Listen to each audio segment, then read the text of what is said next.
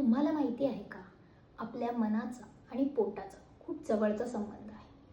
आयुर्वेदानुसार रोगा सर्वेपि मंदग्न, म्हणजेच अनेक आजारांची सुरुवात पचनशक्ती बिघडल्यामुळे होते.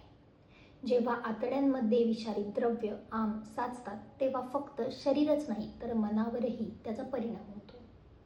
चिडचिड, तणाव, अस्वस्थता, थकवा, एकाग्रतेचा अभाव आणि झोपेच्या समस्या वाढू लागतात. म्हणूनच डिटॉक्सिफिकेशन म्हणजे शरीरशुद्धी अत्यंत महत्त्वाची आहे.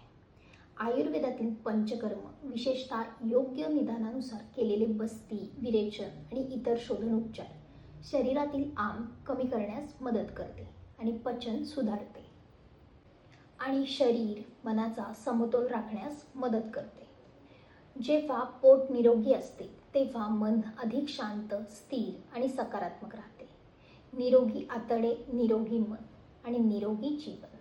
आयुर्वेदाचा स्वीकार करा आणि शरीरासोबत मनालाही निरोगी ठेवा.